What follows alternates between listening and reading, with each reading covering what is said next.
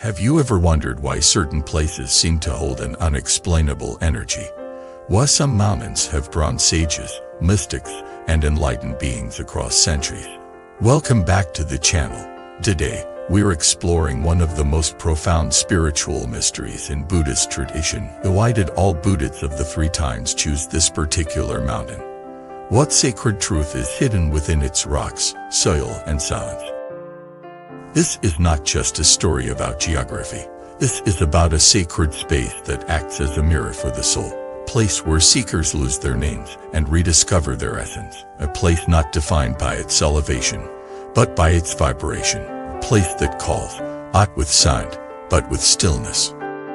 The mountain is not a metaphor. It's real. And for thousands of years, it has been the destination of pilgrims who walk with bare feet and full hearts, not to reach the peak, but to reach themselves. Let's begin with a deeper understanding of what it means when we say the Buddhists of the three times. In Buddhist cosmology, this refers to Buddhists of the past, present, and future, enlightened beings across time to attain supreme wisdom. The idea that all these beings chose one mountain is more than symbolic. It's an indication that the mountain holds something beyond terrain, something timeless. According to ancient texts, this sacred mountain is where the boundary between form and formlessness grows thin, where the veil between the visible and the invisible becomes transparent, where time collapses and eternity whispers. So why would Buddhists choose it? Because it is not they who choose the mountain. It is the mountain that chooses the Buddhists.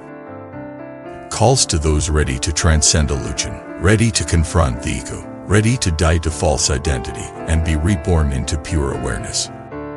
Let me take you into the life of a pilgrim named Tashi. Tashi was a scholar, brilliant, skeptical, and proud. He had studied Buddhist scriptures in multiple languages and could recite complex doctrines. But he felt no peace or real transformation, just knowledge without wisdom. One day, he heard of the sacred mountain where countless sages had awakened. Driven by curiosity more than devotion, he set off. The journey was hard, cold winds, narrow paths, hunger, and tide. But something inside pulled him forward.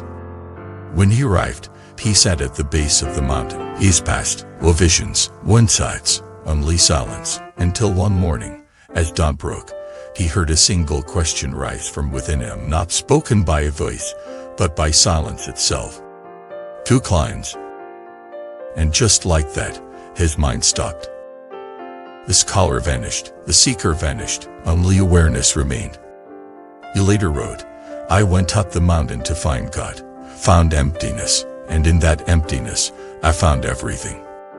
The mountain gave him nothing, and that was its greatest gift. It stripped him of illusion.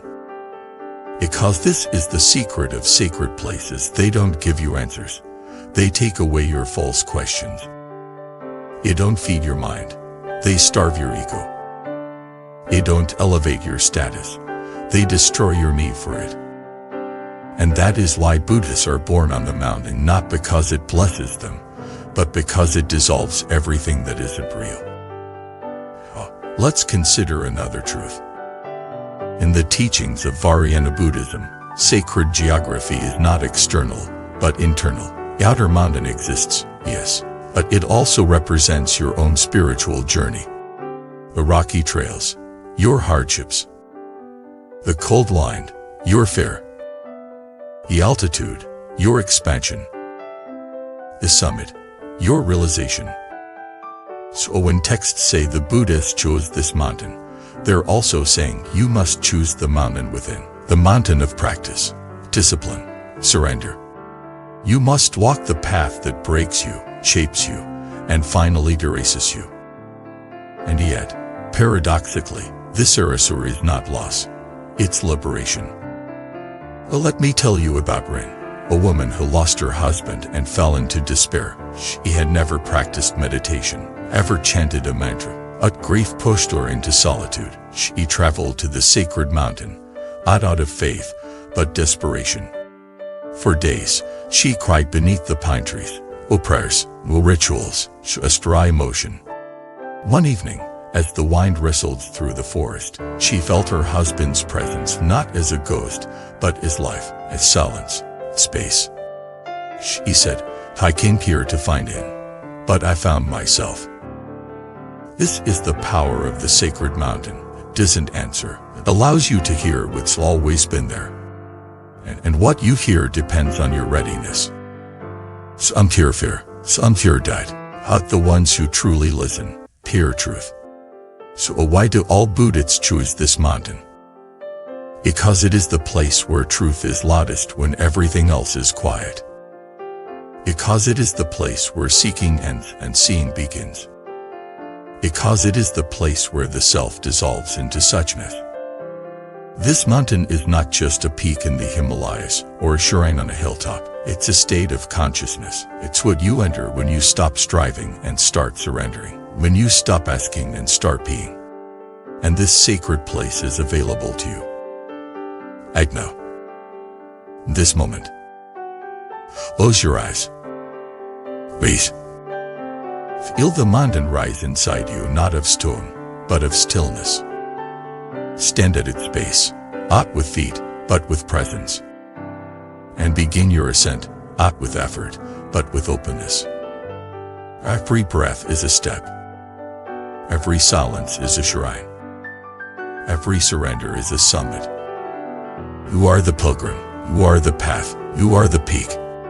So whether you ever set foot on the physical mountain or not, know this, the moment you turn inward with sincerity, with courage, with longing, the mountain rises to meet you. Always has. Because in the deepest sense, you are the mountain the Buddhists choose. Thank you for watching this video.